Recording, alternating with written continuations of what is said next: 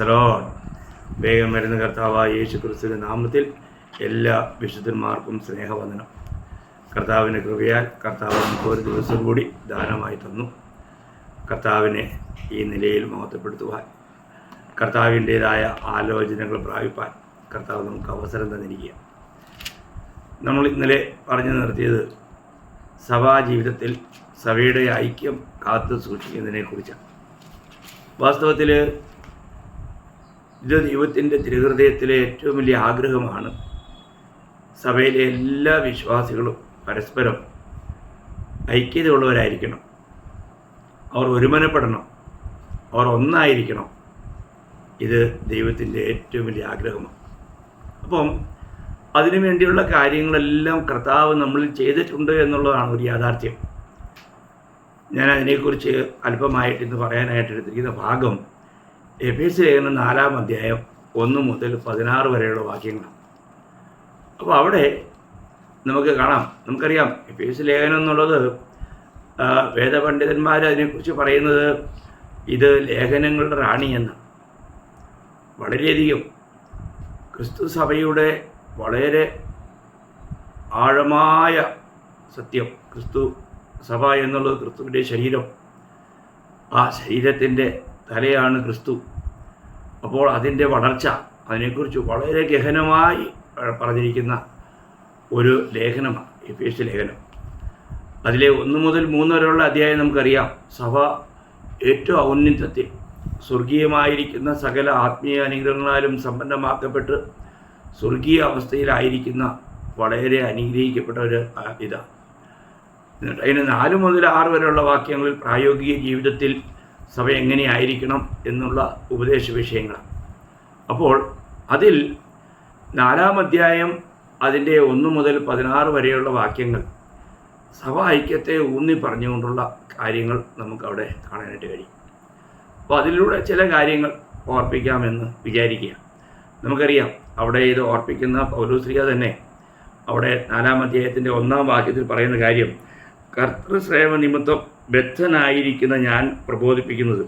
അപ്പം താൻ കർത്തൃസേവ നിമിത്തം ബദ്ധനായിരിക്കുന്നു എന്ന് നമ്മളതിൻ്റെ 3-ാം അധ്യായത്തിൻ്റെ 1-ാം വാക്യത്തിൽ വായിക്കുന്നത് അത് നിമിത്തം പൗലോസ് എന്ന ഞാൻ ജാതികളായ നിങ്ങൾക്ക് വേണ്ടി ക്രിസ്തുയേശുവിൻ്റെ ബദ്ധനായിരിക്കുന്നു.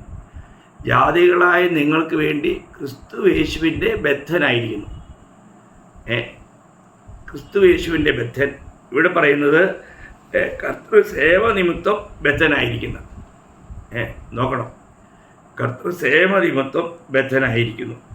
അപ്പോൾ ഇവിടെ താൻ പറയുന്ന കാര്യങ്ങൾ, ഓരോ കാര്യങ്ങളും വളരെ ഗഹനമാണ്. താൻ ആ കാര്യത്തിൽ കർത്താവിനോടുള്ള ബന്ധത്തിൽ കർത്താവുമായിട്ട് എത്രമാത്രം ബാന്ധവത്തിലാണ്, കർത്താവുമായിട്ട് എത്രമാത്രം ഒന്നായിരിക്കുന്നു. നമുക്കറിയാം കർത്താവിൻ്റെ കൂട്ടായ്മയിലേക്ക് വരുമ്പോൾ 1 കൊരിന്ത്യർ 6:17 വായിക്കുന്നത് അവനുമായുള്ള കൂട്ടായ്മയുള്ള അവനുമായി ഏക ആത്മാവാകുന്നു എന്നുള്ള ആ ഒരവസ്ഥ. കർത്താവുമായിട്ട് നമുക്ക് എപ്പോഴും ഒന്നായിരിക്കുന്നൊരനുഭവം. അപ്പം ഇത് വ്യക്തിപരമായി കർത്താവിനോടുള്ള ബന്ധത്തിൽ ഒന്നായിരിക്കുക മാത്രമല്ല, നമ്മൾ സഹോദരങ്ങളോടുള്ള ബന്ധത്തിലും നമ്മളെല്ലായ്പ്പോഴും ഒന്നായിരിക്കണം. ഇവിടെ പൗലോസ്ലീഹ അതിനു വേണ്ടിയിട്ടുള്ള കാര്യങ്ങൾ, ഇവിടെ ഐക്യത്തിന് വേണ്ടിയുള്ള ഒരു ആഹ്വാനം നമ്മൾ കാണുന്നു. അതിൻ്റെ 4-ാം അധ്യായം 1 മുതൽ 3 വരെ ഐക്യത്തിനായിട്ടുള്ള വിളിയ, അതിനുവേണ്ടി നൽകിയിരിക്കുന്ന കൃപകളാണ്. എന്നിട്ട് അതിൻ്റെ 4 മുതൽ 6 വരെ ഐക്യത്തിനായിട്ടുള്ള ഘടകങ്ങളെക്കുറിച്ച് പറഞ്ഞിരിക്കുക. നാം എന്തുകൊണ്ട് ഇങ്ങനെ ഐക്യമുള്ളവരായിരിക്കണം, അവിടെ 7 കാര്യങ്ങളെക്കുറിച്ച് എടുത്ത് പ്രസ്താവിച്ചിരിക്കുക. എന്നിട്ട് അതിൻ്റെ 7 മുതൽ 12 വരെയും ഐക്യത്തിന് വേണ്ടിയുള്ള ദൈവിക ദാനങ്ങളെക്കുറിച്ചാണ്. വിവിധ ദൈവത്തിൻ്റെ കൃപാവരങ്ങൾ, ദാനങ്ങൾ. എന്നിട്ട് അതിൻ്റെ 12 മുതൽ 16 വരെയും ഐക്യത്തിൻ്റെ ഫലം നമ്മൾ കാണുകയാണ്. അപ്പോൾ വളരെ നല്ല നിലയിൽ പൗലോസ്ലീഹ ഈ കാര്യങ്ങളിവിടെ വിസ്താരമായി പറഞ്ഞിരിക്കുക. ദൈവമക്കളെ, നമ്മൾ ഓരോ കാര്യങ്ങളും എത്ര ഗഹനമായിട്ട് മനസ്സിലാക്കണം. നമ്മുടെ ജീവിതത്തിൽ ദൈവം നമ്മളിൽ നിന്നും ആഗ്രഹിക്കുന്ന അളവിൽ നമുക്കൊരു ആത്മീയ ജീവിതം നയിക്കാൻ കഴിയുന്നില്ല എങ്കിൽ അതുകൊണ്ട് ദൈവഹൃദയത്തിൽ സന്തോഷം ഉണ്ടായില്ല, അത് നിത്യതയ്ക്ക് വേണ്ടി നമുക്ക് നേട്ടം തരികയില്ല.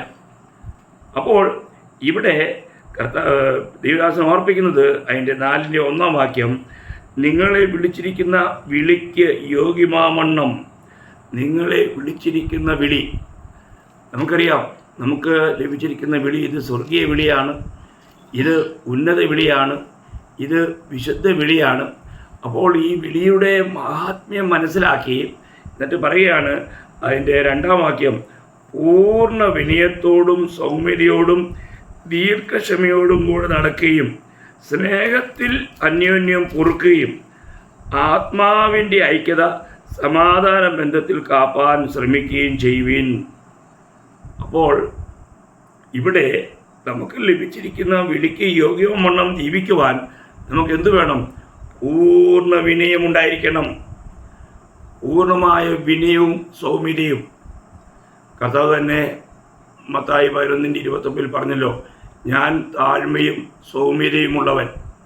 അപ്പോൾ നമ്മുടെ ജീവിതത്തിൽ നമുക്ക് എത്രമാത്രം പൂർണ്ണമായ വിനയം, പൂർണ്ണമായ സൗമ്യത, ഇത് നമുക്ക് ആത്മീയ ജീവിതത്തിൻ്റെ വളർച്ചയ്ക്ക് മാത്രമല്ല നമ്മുടെ ഐക്യത്തിൻ്റെ നിലനിൽപ്പിനും ആവശ്യമാണ്. ഇവിടെ 3 കാര്യങ്ങളാണ്. 1 പൂർണ്ണ വിനയവും സൗമ്യതയും, 2 ദീർഘക്ഷമ, 3 സ്നേഹം. അപ്പോൾ ഈ കാര്യങ്ങൾ നമ്മുടെ ജീവിതത്തിൽ നമുക്ക് അനുവർത്തിക്കുവാനായിട്ട് കഴിയണം. നമുക്ക് എപ്പോഴും നമുക്കറിയാം, ഞാനെന്ന ഭാവം വരുമ്പോൾ എപ്പോഴും എവിടെയാണെങ്കിലും അവിടെ തകർച്ചകളാണ്. അപ്പോൾ ഇവിടെ പൂർണ്ണ വിനയത്തോടും സൗമ്യതയോടും. അപ്പോൾ നമുക്ക് ആരോടും എന്തില്ല? ഒരു മത്സരമില്ല. നമ്മുടേതായിരിക്കുന്ന സ്ഥാനമാനങ്ങൾക്ക് വേണ്ടിയിട്ടുള്ളൊരു മത്സരമില്ല. ഇന്ന് നമ്മൾ സഭകളിലൊക്കെ കാണുന്നത്, സംഘടനകളൊക്കെ കാണുന്നത് മത്സരങ്ങളാണ്. ഒരുവനെ താഴ്ത്തി കെട്ടുവാൻ ആഗ്രഹിക്കുന്നു. അപ്പോൾ ഈ ഒരു മനോഭാവം പാടില്ല. നമ്മുടെ കർത്താവിനെ പോലെ നമുക്ക് താഴ്മ ധരിക്കുവാൻ നമുക്ക് കഴിയണം. മറ്റുള്ളവരെ ശുശ്രൂഷിക്കുവാൻ, മറ്റുള്ളവരെ നമ്മളെക്കാൾ ശ്രേഷ്ഠരായി കാണുവാൻ, ആ ഒരു മനോഭാവം. അപ്പോൾ നമ്മൾ താഴ്മയുള്ളവരായിരിക്കുക, എളിമയുള്ളവരായിരിക്കുക, നമ്മുടേതായ അവകാശങ്ങൾക്ക് വേണ്ടി മത്സരിക്കാതിരിക്കുക. വളരെ ഗഹനമായ ഒരു കാര്യമാണ് പൗലോസിനോട് ഓർപ്പിക്കുന്നത്. ദീർഘക്ഷമയുള്ളവരായിരിക്കുക.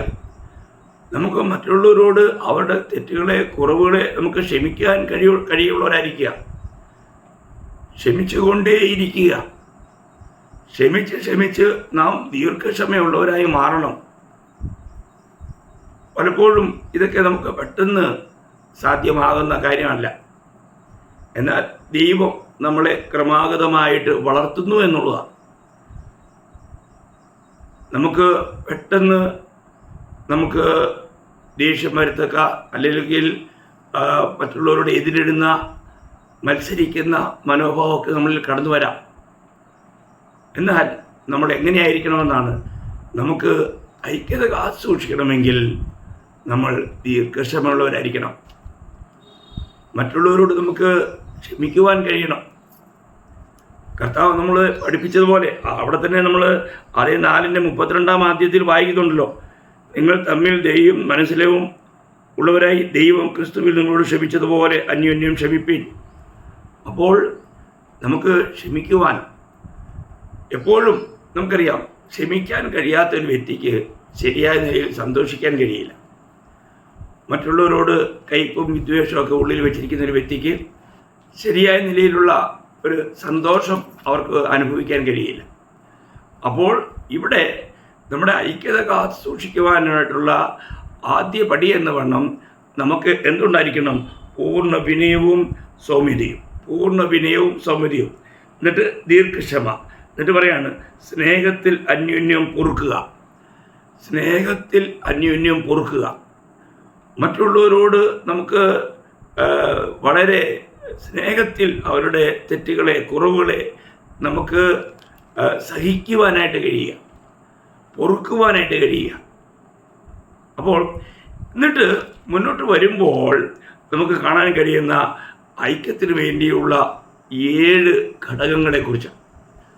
അപ്പോൾ ഇവിടെ ഈ 7 ഘടകങ്ങളെ നമ്മൾ പഠിക്കുമ്പോൾ ഒരു കാര്യം വളരെ ശ്രദ്ധേയമാണ്.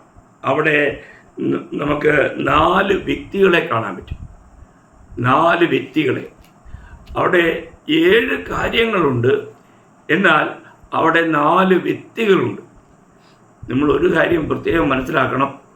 ഇവിടെയൊക്കെ കഴിഞ്ഞകാല നിത്യതയിൽ ത്രിയേക ദൈവം മാത്രമായിരുന്നെങ്കിൽ വരുംകാല നിത്യതയിൽ 3 എന്നുള്ളിടത്ത് 4 പേര് നിത്യതയിൽ കാണും.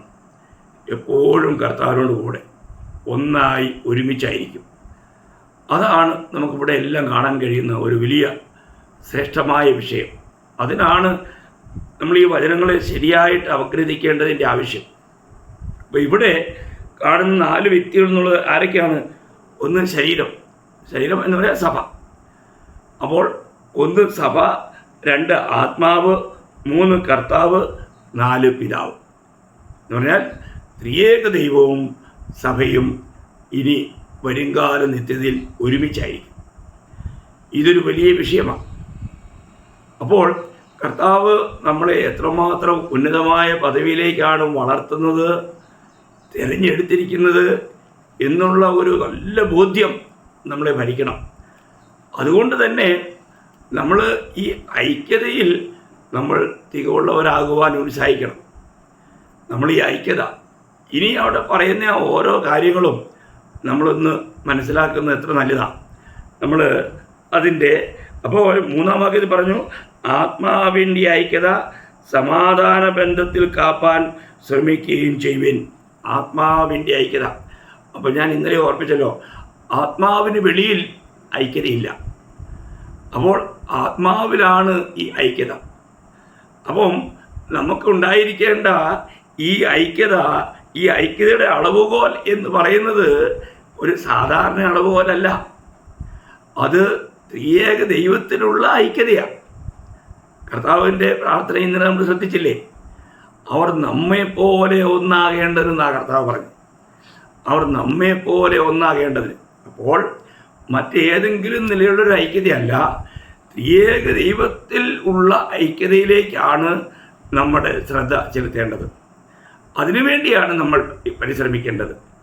അതിനുവേണ്ടിയുള്ള പ്രബന്ധങ്ങളാണ് കർത്താവ് ഇവിടെ ചെയ്തിരിക്കുന്നത്. നമ്മൾ ആ 4 മുതൽ 6 വരെയുള്ള വാക്യങ്ങളിൽ 7 കാര്യങ്ങളെ കാണുമ്പോൾ അതിലേക്കാണ് നമ്മളെ കർത്താവ് കൊണ്ടുവരുന്നത്. അതാണ് നമ്മൾ മനസ്സിലാക്കേണ്ടത്. അവിടെ നമ്മൾ വായിക്കുന്ന ഇവിടെ അതിൻ്റെ 4-ാം വാക്യം, നിങ്ങളെ വിളിച്ചപ്പോൾ ഏക പ്രത്യാശയ്ക്കായി നിങ്ങളെ വിളിച്ചതുപോലെ. അപ്പോൾ വിളിക്കപ്പെട്ട സഭയിലുള്ള എല്ലാവർക്കും ഒരേ ഒരു പ്രത്യാശയാണ്. എന്താ പ്രത്യാശ? നമ്മുടെ കർത്താവ് വരും, നമ്മളെ ചേർക്കും. അപ്പോൾ കർത്താവ് നമ്മളെ രക്ഷിച്ചതിനുള്ള രക്ഷയുടെ സന്തോഷത്തിൽ ഓരോ ദിവസവും ഞാൻ കർത്താവ് വരുമെന്ന് ഉള്ള പ്രത്യാശയിൽ ജീവിക്കുന്ന ഒരു വ്യക്തിയായിരിക്കും. അപ്പോൾ പ്രത്യാശയാലല്ലോ നാം രക്ഷിക്കപ്പെട്ടിരിക്കുന്നത്. അപ്പോൾ ദൈവം നമ്മുടെ രക്ഷയിൽ തന്നെ നമുക്ക് ഈ പ്രത്യാശ നൽകിയിട്ടുണ്ട്. അപ്പോൾ ഇതൊക്കെ എത്ര വിലപ്പെട്ട കാര്യങ്ങളാണെന്ന് നമ്മൾ ഓർക്കണം. നമ്മൾ റോമാലേഖനം അതിൻ്റെ 8-ാം അധ്യായം അതിൻ്റെ 24-ാം വാക്യം, പ്രത്യാശയാലല്ലോ നാം രക്ഷിക്കപ്പെട്ടിരിക്കുന്നത്, കാണുന്ന പ്രത്യാശയോ പ്രത്യാശയല്ല. ഒരുത്തൻ കാണുന്നതിനായി ഇനി പ്രത്യാശിക്കുന്നത് എന്തിന്? നാം കാണാത്തതിനായി പ്രത്യാശിക്കുന്നുവെങ്കിലോ അതിനായി ക്ഷമയോടെ കാത്തിരിക്കുന്നു. അപ്പോൾ നമ്മൾ ഇന്ന് വളരെ പ്രത്യാശയോടെ കാത്തിരിക്കുക.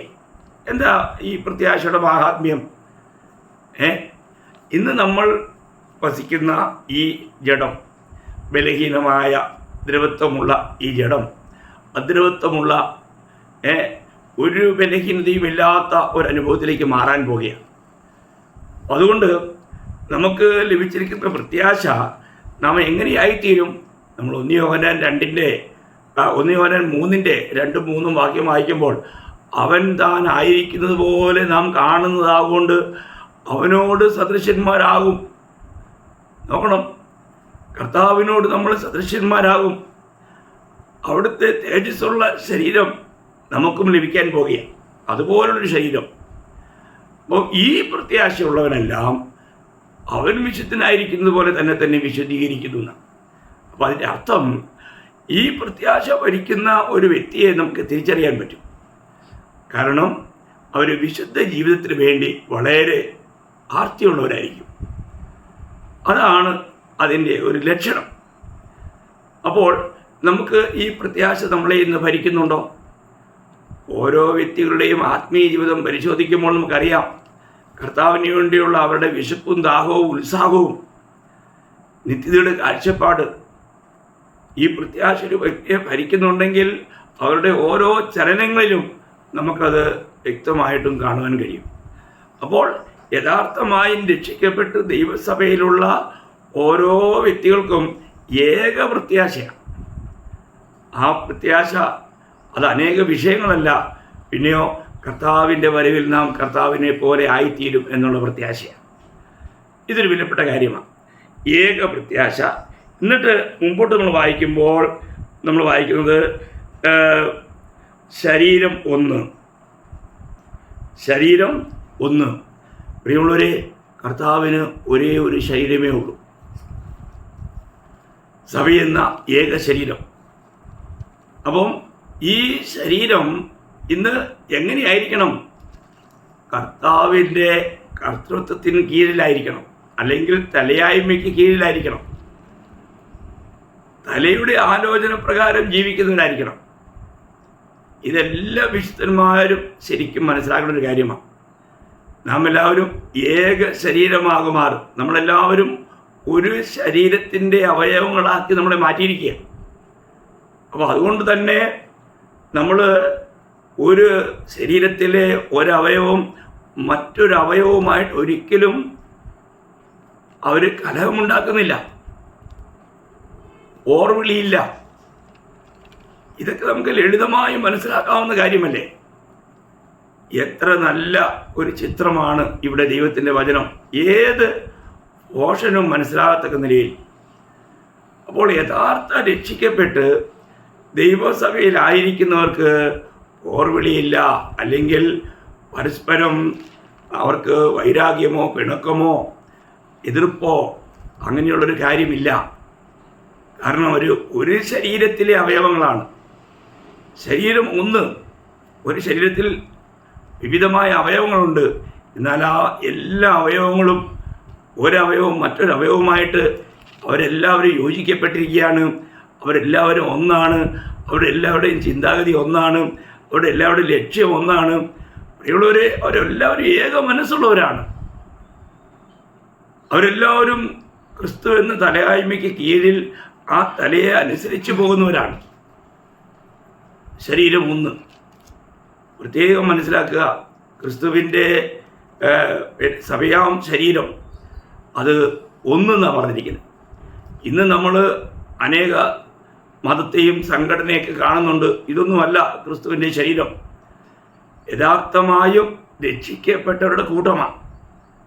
യഥാർത്ഥമായി രക്ഷിക്കപ്പെട്ടവരെയാണ് കർത്താവ് സഭയോട് ചേർക്കുന്നത്. അപ്പോൾ കർത്താവിൻ്റെ സഭ, ആ സഭയിലെ ഓരോ അംഗങ്ങളും ക്രിസ്തുവിൻ്റെ ശരീരത്തിൻ്റെ ഓരോ അവയവങ്ങളാണ്. അങ്ങനെ മാറ്റപ്പെട്ടിരിക്കുന്നുവെങ്കിൽ നമുക്ക് മറ്റ് കൂട്ട സഹോദരങ്ങളുമായിട്ട് ഒരു യഥാർത്ഥമായ ആത്മീയ ബന്ധമുണ്ടായിരിക്കും. പല ആത്മീയ സഹോദരങ്ങളോട് സംസാരിക്കുമ്പോഴും ആത്മാവിൻ്റെ നല്ല ഒഴുക്കാണ്. കാരണം അവരിൽ ആത്മാവുണ്ട് എന്നുള്ളതിൻ്റെ ഒരു തെളിവാണ്. ഭയങ്കര സന്തോഷമായിരിക്കും. എന്നാൽ രക്ഷിക്കപ്പെട്ടതാണ്, സ്നാനപ്പെട്ടതാണെന്നൊക്കെ പറയെങ്കിലും ചിലരോട് സംസാരിക്കുമ്പോൾ ആത്മീയമായിട്ട് നമുക്കൊരു യാതൊരു ഒഴുക്കമുണ്ടാകുന്നില്ല, അല്ലെങ്കിൽ ഒരു സന്തോഷം ഉണ്ടാകുന്നില്ല. കാരണം അവിടെ ആത്മാവ് അതേതോ മറ്റൊരാത്മാവ്, ആ മറ്റൊരാത്മാവായതുകൊണ്ട് അതിനോട് നമുക്ക് സമ്പാദിക്കുവാനായിട്ട് കഴിയുന്നില്ല. അതിൽ തടസ്സങ്ങൾ നേരിടും. അതൊക്കെ നമുക്ക് നമ്മുടെ ജീവിതത്തിൽ നമുക്ക് അനുഭവമാക്കാൻ കഴിയുന്ന യാഥാർത്ഥ്യങ്ങളാണ്. അപ്പോൾ ശരീരം ഒന്ന്. എന്നിട്ട് വീണ്ടും പറയുകയാണ്, ശരീരം ഒന്ന്, ആത്മാവ് ഒന്ന്. അപ്പോൾ നമ്മളിലെല്ലാം വ്യാപരിക്കുന്ന ഒരേ ആത്മാവ്, കാര്യസ്ഥൻ എന്ന പരിശുദ്ധാത്മാവ്. കർത്താവ് നമുക്ക് വാഗ്ദത്തം ചെയ്ത ആ പരിശുദ്ധാത്മാവാണ് നമ്മളിൽ എല്ലാവരിലും വ്യാപരിക്കുന്നത്.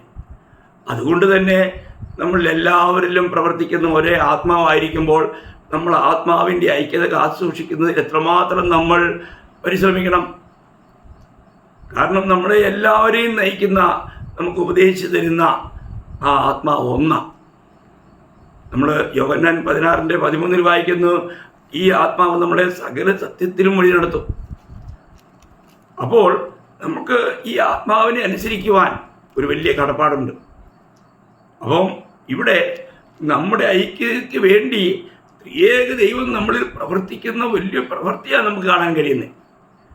ഈ ആത്മാവും നമ്മുടെ ഐക്യതയ്ക്ക് വേണ്ടി പ്രവർത്തിക്കുക. അപ്പോൾ ആത്മാവ് ഒന്ന്, നമ്മുടെ എല്ലാവരിലും പ്രവർത്തിക്കുന്ന ആത്മാവ് ഒന്ന്. എന്നിട്ട് വീണ്ടും വായിക്കുന്നത് എന്തുവാ? കർത്താവ് ഒരുവൻ. അപ്പോൾ നമുക്കെല്ലാവർക്കും കർത്താവ് ഒരുവൻ എന്ന് വെച്ചാൽ കർത്താവാണ് ഈ സഭയുടെ തല. ഈ തലയായ്മയ്ക്ക് കീഴിലായിരിക്കുന്ന ആ വ്യക്തിക്ക് എല്ലാവർക്കും കിട്ടുന്ന ഉപദേശം കർത്താവിൽ നിന്നാണ്. അപ്പോൾ ഇന്ന് യഥാർത്ഥമായും കർത്താവായ യേശു ക്രിസ്തു എൻ്റെ കർത്താവ് തന്നെയാണോ? കർത്താവായ യേശു ക്രിസ്തുവിൽ വിശ്വസിക്കുക, എന്നാൽ നീയും നിന്റെ കുടുംബവും രക്ഷ പ്രാപിക്കും എന്ന് പൗലോസും ശീലാസും കൂടി ആ സുബേദാറിനോട് പറയുന്നത് നമുക്ക് കാണാൻ കഴിയും.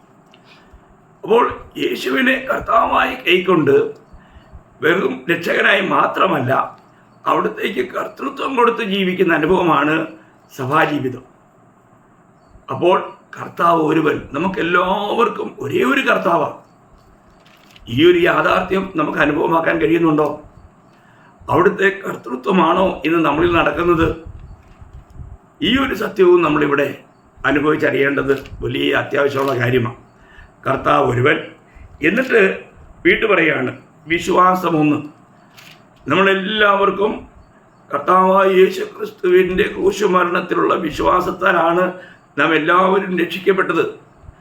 നാം ഇന്ന് വിശ്വാസ യാത്രയിലാണ്. നാം കണ്ടുകൊണ്ടല്ല, വിശ്വാസത്താൽ യാത്ര ചെയ്യുന്നവരാണ്. അപ്പോൾ നമുക്കുള്ള ഒരേ ഒരു വിശ്വാസം ഇന്ന് ഞാനല്ല, ക്രിസ്തു എന്നിൽ ജീവിക്കുന്നു എന്നുള്ളതാണ്. ഇതാണോ ഇന്ന് നമ്മുടെ അനുഭവം എന്നാണോ പഠിക്കേണ്ടത്? ഇവിടെ നമുക്ക് ഈ സമയത്ത് ഗലാത്യയിലെ 2-ാം അധ്യായം 20-ാം വാക്യത്തിൽ പൗലോസിന്റെ ഒരു സാക്ഷ്യം ഞാൻ വായിക്കാം. ഞാൻ ക്രിസ്തുവിനോട് ക്രൂശിക്കപ്പെട്ടിരിക്കുന്നു, ഇനി ജീവിക്കുന്നത് ഞാനല്ല, ക്രിസ്തുവത്രയിൽ ജീവിക്കുന്നു.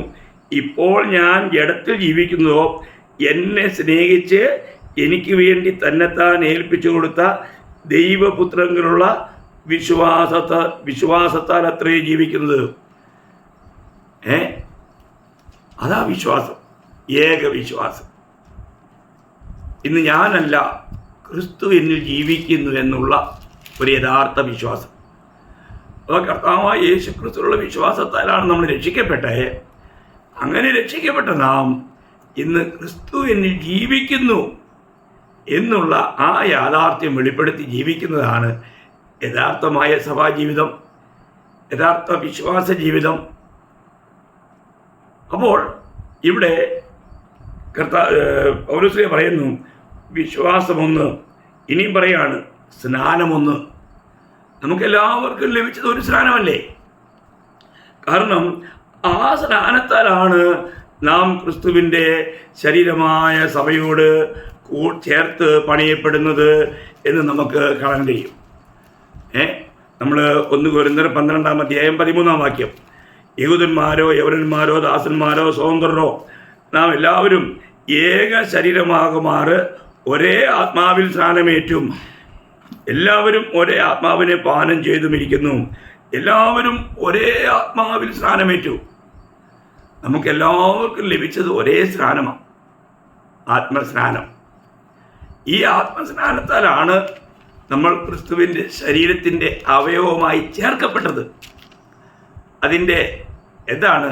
അതിലോട്ട് ചേർക്കപ്പെട്ടു ആത്മസ്നാനത്താൽ. നോക്കുക, ഇനി അതിന് മാറ്റമൊന്നുമില്ല.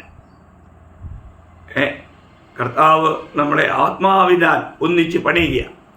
ആ കാര്യം നമ്മൾ എഫേസ്യ ലേഖനത്തിലും നമ്മൾ വായിക്കുന്നുണ്ട്. അതിൻ്റെ 2-ാം അധ്യായം 20 2-ാം വാക്യം, അവനിൽ നിങ്ങളെയും ദൈവത്തിൻ്റെ നിവാസമാകേണ്ടതിന് ആത്മാവിനാൽ ഒന്നിച്ച് പണിതു വരുന്നു.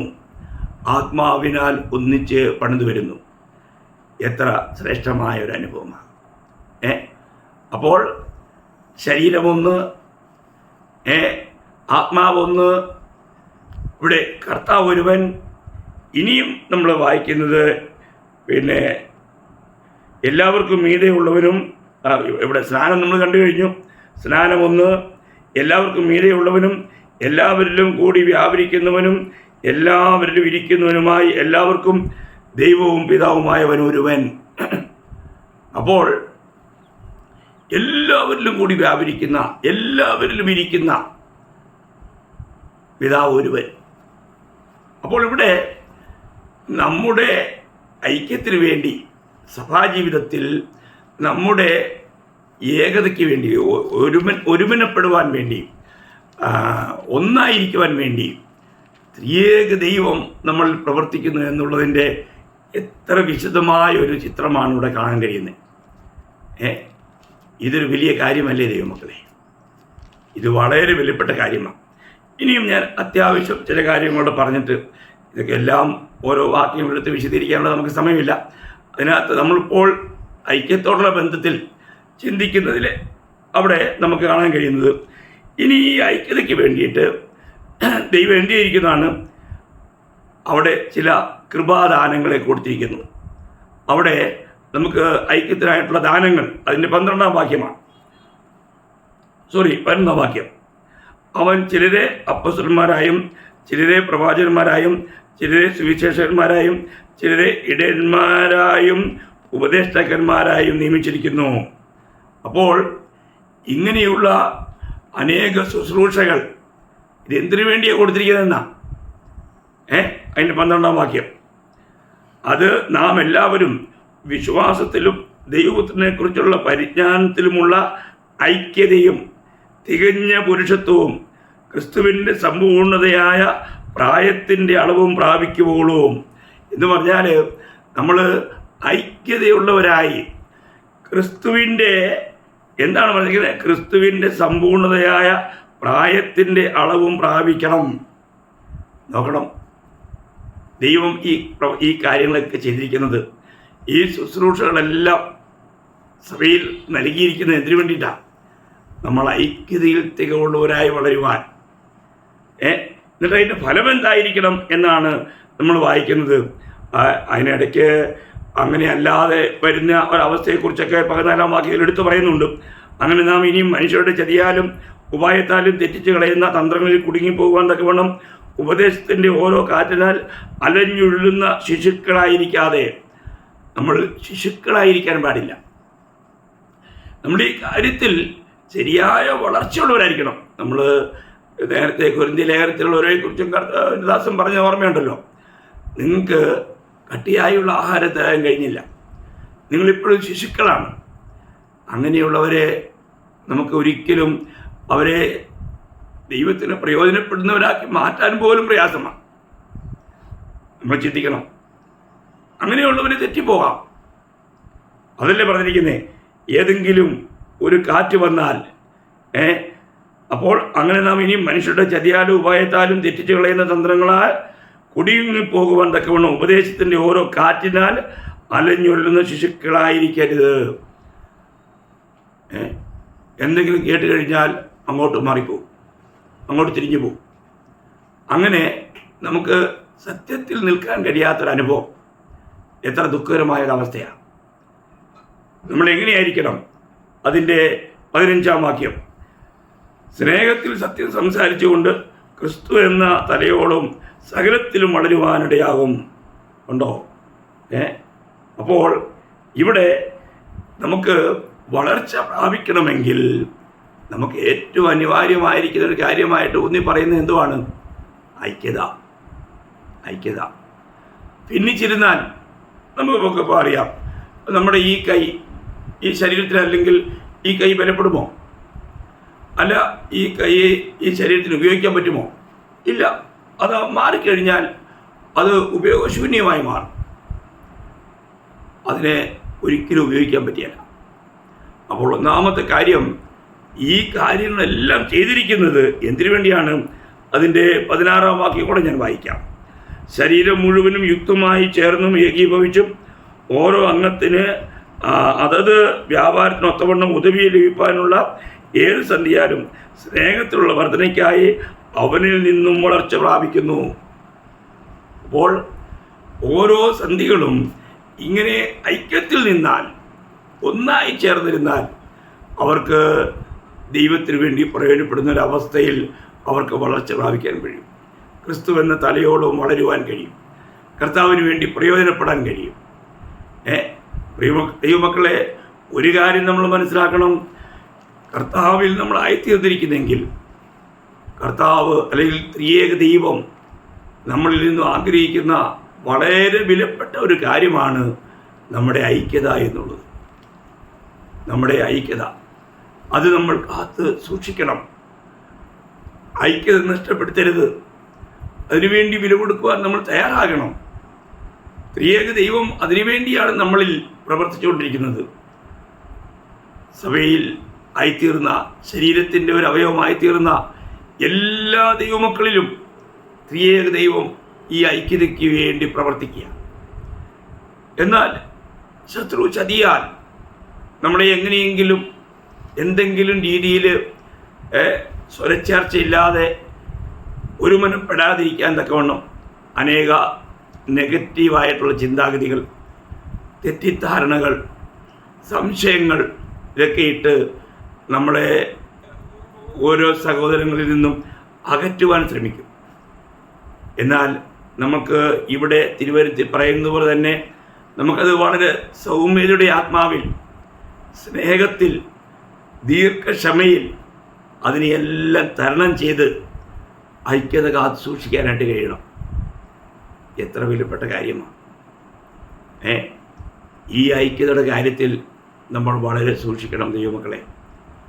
ഇന്ന് അനേക സഭകളും ഐക്യതയില്ലാത്തതുകൊണ്ട് സഭാ മീറ്റിംഗ് കഴിഞ്ഞാൽ ഉടനെ തന്നെ അവിടെ എല്ലാം പെട്ടെന്ന് ശൂന്യമാവും. എന്താ കാര്യം എന്നറിയോ?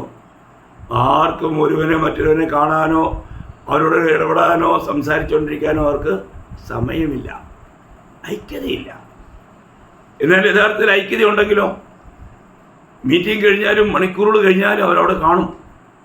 കാരണം അവർക്ക് പരസ്പരം പിരിയാനായിട്ട് തോന്നുന്നില്ല, പലതും പങ്കുവയ്ക്കാനുണ്ട്. എത്ര ശ്രേഷ്ഠമല്ലേ! ഞാൻ ചിന്തിക്കുകയായിരുന്നു, 10-40 വർഷം മുൻപ് ഞാൻ പല കൂട്ടായ്മകളിലും അങ്ങനെയുള്ള ശ്രേഷ്ഠമായ അനുഭവങ്ങൾ അനുഭവിച്ചിട്ടുണ്ട്. എന്നാൽ ഇന്നുള്ള കൂട്ടായ്മകളിൽ സാമാന്യ രീതിയിൽ പറഞ്ഞാൽ മീറ്റിംഗ് അവസാനിച്ച് ആശീർവാദം പറഞ്ഞു കഴിഞ്ഞാൽ ഒരു 10 മിനിറ്റിനകം അതെല്ലാം കാലിയാവും, ആരെയും കാണാൻ കഴിയില്ല. മറ്റത് മണിക്കൂറുകൾ കഴിഞ്ഞാലും ആൾക്കാരവിടെ ഉണ്ടാവും. എത്ര വ്യത്യാസമാണ്! ഇതിന് എന്ത് സംഭവിച്ചു? നമുക്കറിയാം, വളരെ പാപം പെരുകുന്നു, സ്നേഹം തണുക്കുന്നു, ഐക്യത നഷ്ടപ്പെടുന്നു. പ്രിയ ദൈവമക്കളെ, നമ്മൾ പരിശോധിക്കണം. നമ്മുടെ ഐക്യതയ്ക്ക് വിഘ്നം വരാതെ സൂക്ഷിക്കണം. ഒരു നല്ല ജയാളിയായി, കർത്താവിൻ്റെ ഹൃദയത്തെ തണുപ്പിക്കുന്നവരായി, ദൈവത്തെ പ്രസാദിപ്പിക്കുന്നവരായി തലമുറയിൽ ജീവിച്ച് കർത്താവിന് വേണ്ടി പ്രയോജനപ്പെടാൻ ഈ കേൾവിക്കാരായ നിങ്ങളെല്ലാവരെയും കർത്താവ് സഹായിക്കട്ടെ. അതിനായി പ്രാർത്ഥിച്ചുകൊണ്ട് ഇന്നത്തെ സന്ദേശം ഞാനിവിടെ നിർത്തുന്നു. കർത്താവിന് എല്ലാ മഹത്വം അർപ്പിക്കുന്നു. ആമേൻ.